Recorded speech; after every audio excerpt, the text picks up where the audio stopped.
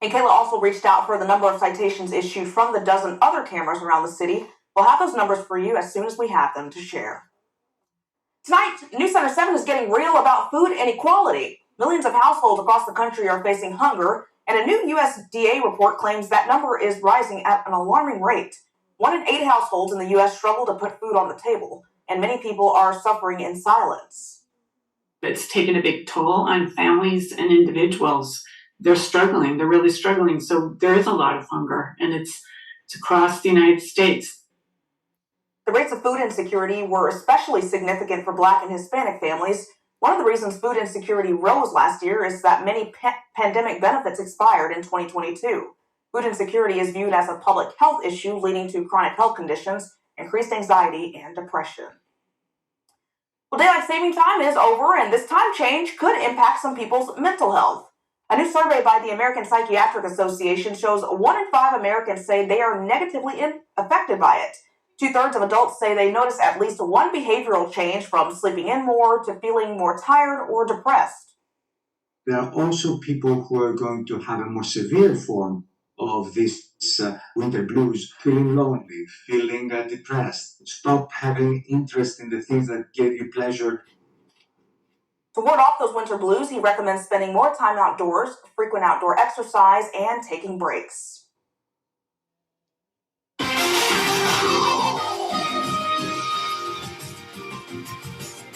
Well, this is going to take some getting used to. It got so dark out there so early. I mentioned earlier I was walking out around 6-ish, and I saw darkness outside in the window. I was like, huh?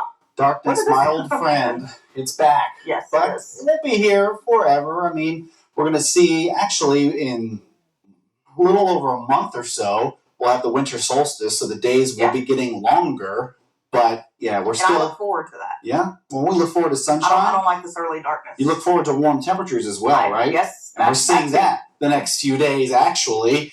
And until at least midweek, then we'll see temperatures cool down a little bit. But if you want to track the sunrise, it's a lot different than this time yesterday, now that we had to set our times back an hour. See, yesterday, we saw sunrise at 8:09 in the morning. This morning, 7:10. So big difference there, earlier in the morning. However, from here on out, it's going to be later and later because, again, the days are getting shorter and shorter. So about a week from now, more or less, on Veterans Day, we'll see sunrise at 7:17. Thanksgiving Day, 7:30. And again, to the winter solstice, which I can't remember this year. It's around December 21st, but we'll be getting shorter and shorter, at least as far as the days are concerned. Now, what about sunset? Well, let's say around 5:30. Today, that's when the sun set, at 5:30. Yesterday, the sun set at 6:32 because, again, we went backwards for an hour. So today, this is what the sky looked like.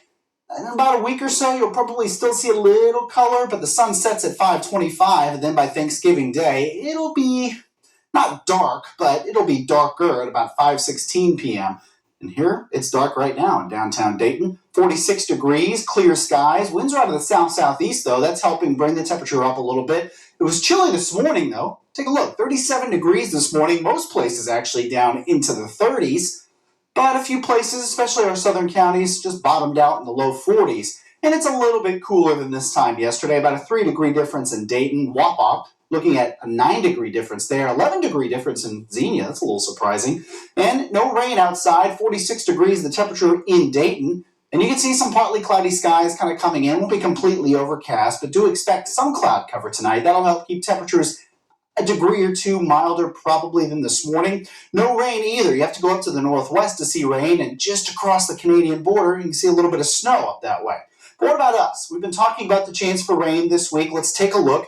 Moving into Monday morning, just some partly cloudy skies, increasing clouds throughout the day. A sprinkle or two possible tomorrow. Most of you staying dry. Tuesday, this is a little bit more difficult to forecast. The computer models have been kind of going back and forth, but generally how I assess it is that we'll probably see some cloud cover, a chance of an isolated shower or two across the region. Keep that in mind. And then Wednesday, I would say a better chance, and you can see a little bit of green kind of pushing in there. We'll see a chance of rain Thursday too. 40 for the low tonight.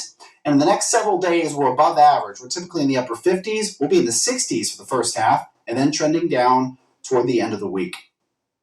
Hey, thank you, Robert. Sticker shock at car lots. News Center 7 is looking at why prices are so high and asking the experts if it's better to buy a brand new car or buy a used one.